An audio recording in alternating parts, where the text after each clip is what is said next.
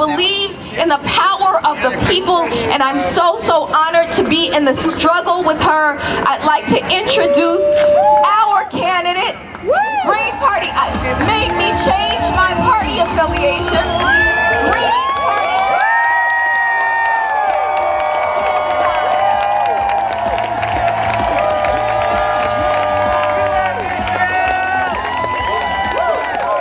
Thank you.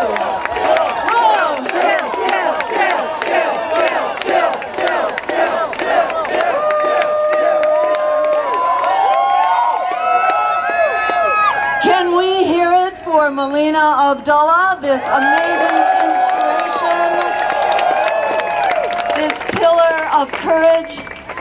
This is what democracy looks like. And hello, LA! You are what democracy looks like. Are you ready to make history, LA? Well, you are making history, as you know. You are standing up to the LAPD, the most violent police department that has killed more people than any. You are standing up. You encamped for months on the steps of the LA City Hall to say that it is time to fire Charlie Beck. Thank you. As San Francisco stood up to say it was time to fire their police commissioner, and New York did the same thing. Because when we stand up, we do have the power. Like the people at Standing Rock who are standing up and standing together. And they are really showing the way for us all. Because they're not just standing up for their human rights. They're standing up for all of our human rights. They're not just standing up for their right to protest without being attacked by attack dogs and pepper spray. They're standing up for the right of all of us to stand up for redress of grievances, to assert our First Amendment rights. They are standing up not just for their water supply, but the water that feeds 17 million people downstream from them. And they're not just standing up for their climate, they're standing up for the climate we all depend on. So we say no to the DAPL pipeline. We say no to any new pipeline. Because we cannot afford a single addition. We need to be taking down our pipelines and our fossil fuel infrastructure, not adding to new ones. Because the climate science is telling us. Anybody know about Jim Hansen, the foremost climate scientist out there? He hasn't been wrong yet. And what he's saying now is that we have maybe till 2050 or 2060. As soon as that date, we could see as much as 10 or 20 or 30 feet of sea level rise, which means goodbye to all our coastal cities and our coastal population centers, like the island of Manhattan and the state of New York and cities around the Gulf Coast and the country of Bangladesh. So we cannot go there. So the indigenous people are standing up, as we all must stand up, with the courage of our convictions. And the ones that they should be issuing the arrest warrant to is not to the indigenous leaders, not to myself, not to Amy Goodman, but to the CEOs of the Dakota Access Pipeline. They are the true vandals here, vandalizing our climate, our water supply, and indigenous burial grounds. That's where the arrest warrants should be. And it's for all of us to be standing up, not only for the climate, not only for Black Lives Matter, not only for the peace that we deserve, but for all the issues of justice, for climate justice, worker justice, LGBT justice, for all the forms, for student justice. And I want to thank especially all the people here that rose up as part of the Bernie Sanders revolution. you from the bottom of my heart for standing up. You know, it was almost like the emperor's new clothes. Because when you stood up, we suddenly discovered that all of America agreed with you, except for the Democratic Party, who was very busy sabotaging Bernie's campaign. And it wasn't the first time, because the Democratic Party has a kill switch for progressive candidates. They did the same thing to Dennis Kucinich when they redistricted him and got him out of Congress altogether. They did the same thing to Howard Dean. Do you remember the Dean Scream, which was how they got rid of a peace candidate? And they did the same thing to Jesse Jackson, who stood up with an incredibly powerful, principled campaign with all the power of the civil rights movement behind him. And they launched a smear campaign against Jesse Jackson as well, and basically took him out of contention. So what Bernie Sanders taught us, and I think we owe him such a debt of gratitude,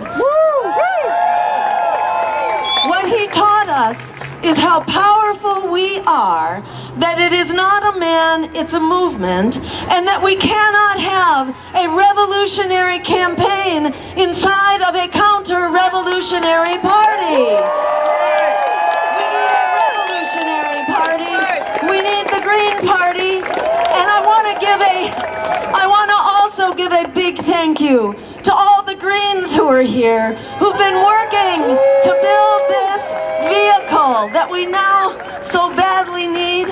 So many Greens have been ahead of the curve, but that curve has caught up to us, and we are now burning green together, and we are unstoppable together. So we are in this incredible historic moment right now. Historic because we have never seen a crisis like what we are seeing, of the climate, of peace, of justice, of our economy, of racial justice. We have never seen a crisis like this of our democracy, which has been hijacked by big money and by the power of the two political parties funded by Wall Street, by the predatory banks, by the fossil fuel giants, by the war profiteers. We say we don't need those corporate political parties. We need truly revolutionary change. As Frederick Douglass said, power concedes nothing without a demand. We must be that demand. We are the ones we've been waiting for. The change will not come from those political parties. We must be that change. And in this race, my campaign with Ajamu Baraka, I hope you had a chance to hear him last night. There was no debate. He won it hands down. We are the only candidates in this race who are not powered by lobbyists, by corporations, or by a super PAC. We alone have the power, have the integrity, have the freedom to be able to stand up for what the American people urgently want and demand.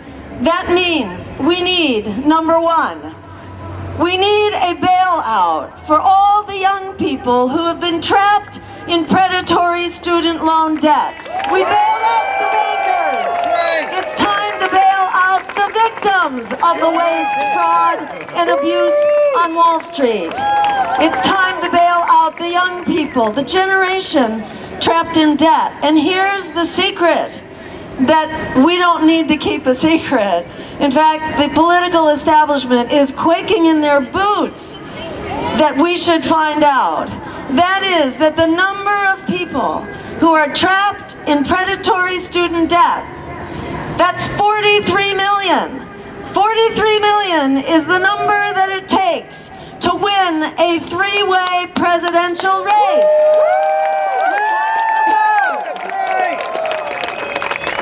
And of course, there's only one place that you can put those votes, and you're looking at it right here. We are the only campaign that will bail out students. So by getting out that word, get out there and tell everyone you know. Turn your passion into action and get organized and join us. Join us for phone banking. Join us for canvassing. Join us on Facebook and on social media.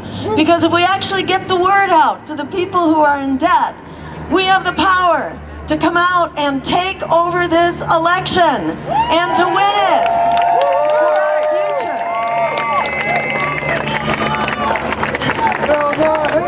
And that means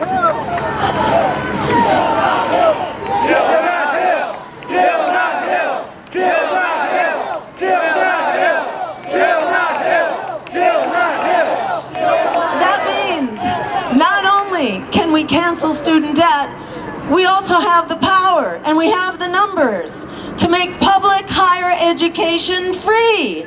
We have a right to a college education because it's essential in the 21st century. So forget that guilt trip that I'm sure you've heard 1,000 times if you're a person in debt. Because it was Wall Street that tore up that contract. So why should you be left holding the bag? It's time to cancel that contract, end student debt. We bailed out the friggin' bankers, who crashed the economy. For $16 trillion we came up with. We can come up with 1.3 trillion, which is what it takes to bail out the students. We could, for example, just start to tax Wall Street. Why? Let's tax Wall Street to bail out the victims of Wall Street. That would be divine justice for you. And we know that we have the dollars to make higher education free from the GI Bill, right? Because for every dollar we put in, we get back $7 in return. It pays for itself many times over. So no excuse not to start paying for free public higher education. While we're at it, we need an emergency jobs program to fix the emergency of the economy and to fix the emergency of the climate. We must fix them both together. And we call for 100% clean renewable energy, not at the end of the century, not at the middle of the century, but in 15 years. By 2030, we need to zero out fossil fuels. And while we're at it, we need to zero out nuclear power, which is too dangerous and too expensive, and we don't need it. Because we need all hands on deck right now to solve this climate emergency. And what that means is that everyone has a right to a good wage, living wage job. Right now, we need all hands on deck. We have a job for everyone to solve this climate crisis. And that means not only 100% wind, water, and sun, it also means having a healthy, organic, sustainable food system. Because that industrialized, corporatized, non-food system that our tax dollars have been subsidizing is not only making us sick, it's making farm workers sick from the high levels of pesticides. That, this miracle of GMOs is basically a miracle of pesticide sales, as if that's what we needed. So it not only makes us sick, it makes the climate sick, because the industrial food system is very fossil fuel dependent. So we don't have a choice. We have to move to a healthy, sustainable food system and put a whole lot of people to work, bringing back the family farm and the community farm and the community agricultural cooperatives. That's what we need. We also need the jobs in public transportation so that we are manufacturing the light rail and the interstate long distance rail that we need so that everyone has the right to affordable, high-quality public transportation, and we have it now. So the Green New Deal, it's not like rocket science, it's not like some crazy newfangled idea. We did this during the Great Depression. We created a New Deal, so it's time for a Green New Deal. It revives the economy, it turns the tide on climate change in the time frame that we must solve this crisis, and it makes the friggin' wars for oil obsolete.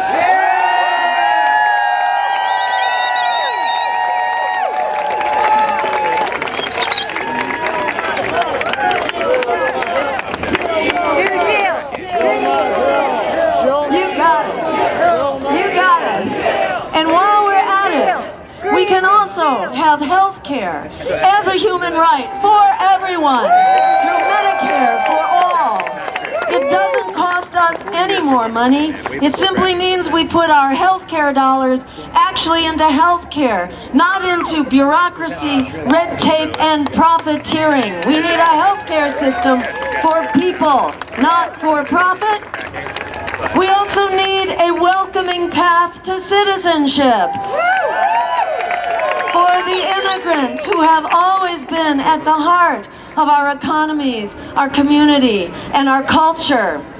And we say, not only do we need a welcoming path, but to solve the crisis of immigration, the most important thing we can do is to stop causing the crisis of migration to start with. That is, we need to go back to the drawing boards on NAFTA, which put millions of farmers out of work south of the border.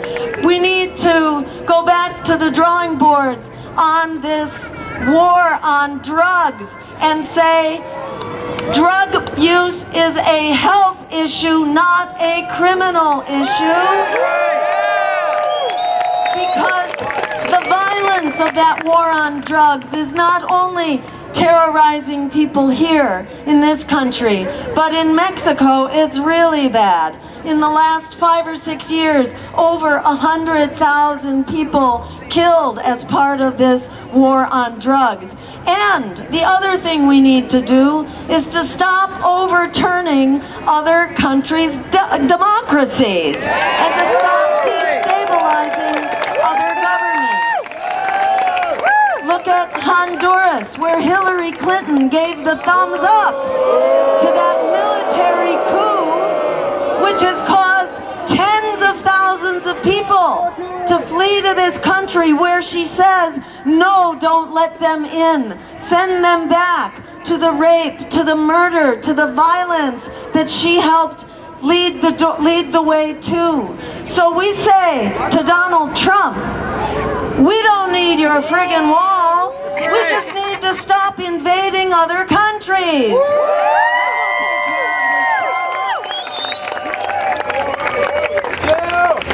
And as Professor Abdullah was saying, not one more black death at the hands of police.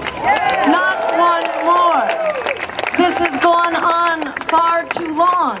And in fact, it's not just in recent years since we've had cameras on our iPhones or whatever phone you have. It's not just since we've been able to record it. But in many ways, the criminal institution of slavery didn't quite go away. It just sort of changed into lynchings, then into Jim Crow, then into segregation, then into the war on drugs and the redlining of communities, and then police violence and mass incarceration. So we say it's time to end this crisis of racism and systemic white supremacy. It's time to put it to bed. It's time to get rid of the police chiefs who have overseen this crisis, but it's also time for every community to have a police review board that has the power of subpoena and the power to hire and fire the police chiefs. And it's time for every community to have an independent investigator so that every case of death at the hands of police has justice and has an explanation to the family on behalf of justice for that victim. Every case needs to be explained. So communities are in charge of their police instead of having police in charge of our communities. It also means putting an end to the militarization of police, which in fact began right here in LA with the LAPD after the Watts riots. That's why they first began to create these SWAT teams, these special tactical teams, you know, with all the riot gear and with the armored vehicles that are being used to deliver traffic violations and drug summonses and so on. We don't need this militarized police culture. We need to change the culture of our police so that we are prioritizing de-escalation. And as Professor Abdullah said, instead of taking half the budget of the city of Los Angeles for the police, we need to put those dollars into true prevention of violence. Violence, peace in our communities is not just the absence of violence, it's the presence of justice. We need a budget that underscores that justice. We also need to get to the bottom of this climate of fear and racism, because we're now a garrison state. You know, we're an armed society and people are shooting out of fear. We need to not only control these weapons, we need to get assault rifles and assault weapons off the streets. We need to have common sense gun control. We need to hold the gun manufacturers and distributors accountable so that they can be sued and not have some special immunity that they currently have. But we also need a Truth and Reconciliation Commission so we can actually come together and share the true stories. There are many people who think we are living in this post-racial age. We've had the African American president and everything is fine. Well, hardly. You know, it's not like things are getting better, especially after this election. We're going to have a lot of damage to repair after this election. So we call for a Truth and Reconciliation Commission to bring us together to tell the real stories of racism, of Islamophobia, of anti-LGBT bias, of anti-Latino bias. We need to come together, share our stories, share the music, share the art, and actually come together as a human family and have a real conversation that leads us forward with our human values and brings out the best in us, not the worst in us, which is what this political system has been doing. And finally, I just want to say a few words about our foreign policy, because if we're going to have peace at home, we must also have peace abroad. This pseudo-terrorism, you know, these lone wolves who identify with ISIS, if we are going to fix that, we must fix this crisis overseas, this crisis that we have had so much to do with creating. Because right now, as another speaker was saying before, we do not have a Department of Defense, we have a Department of Offense. And this Department of Offense is actually spending more than half of our discretionary budget. It's almost half of your income taxes that are going into this incredibly bloated and dangerous military budget.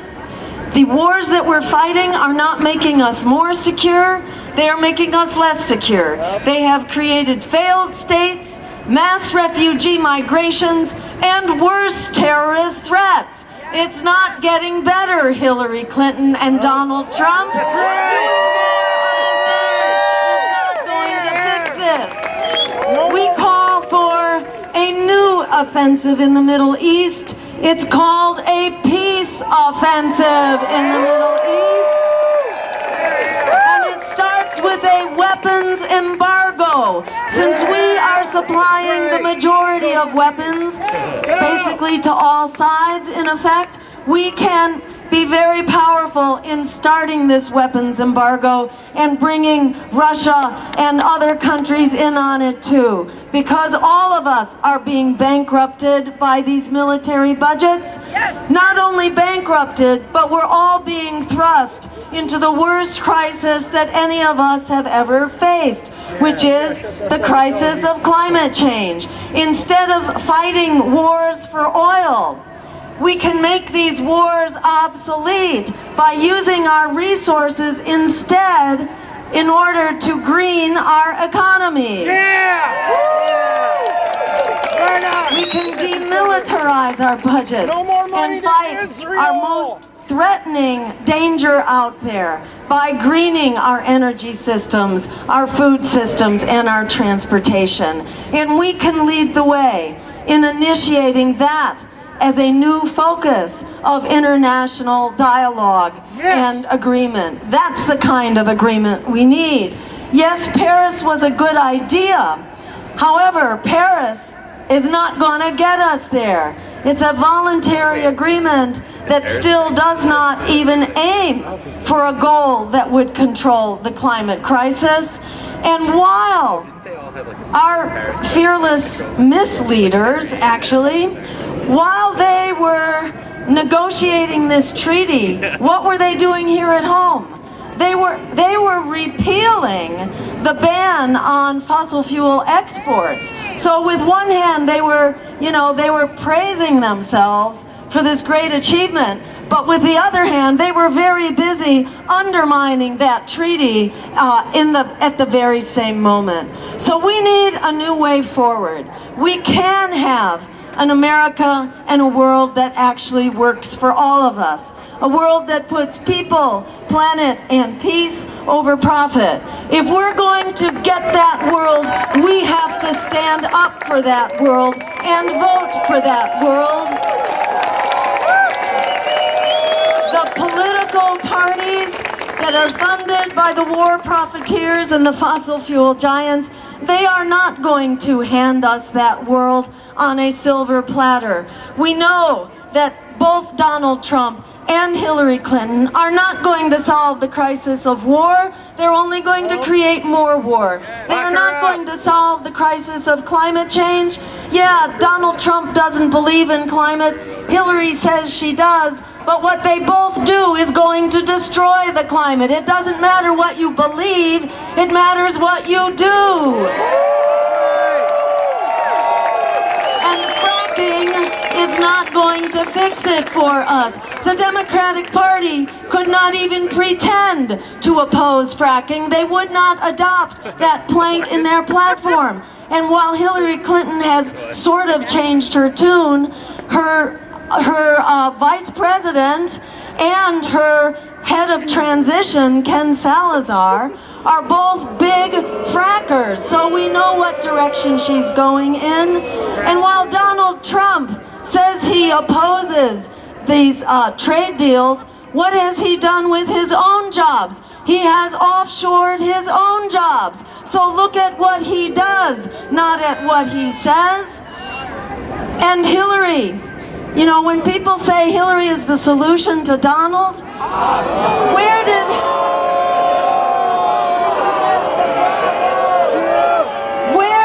Donald Trump come from? Donald Trump is rising up on a surge of right-wing extremism which was created by the economic misery resulting directly from the policies of Bill Clinton supported by Hillary. NAFTA and Wall Street deregulation. Right. That's what's creating this right-wing surge. The Clintons are not the solution to the problem of Donald Trump. As Bernie himself said, it's only truly radical, progressive policies that are going to solve the crisis of right-wing extremism. not more neoliberalism from the Democratic or Republican parties.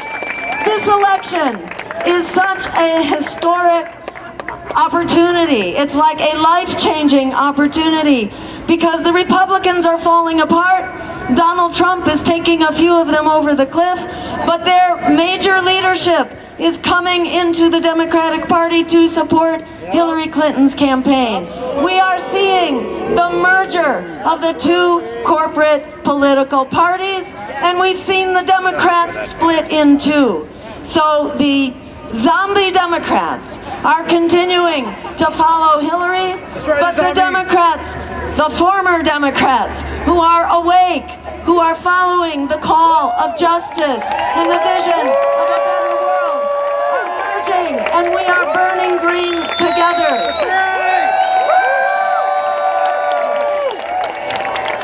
In this election, we are not just deciding what kind of a world we will have, we are deciding whether we will have a world or not going forward.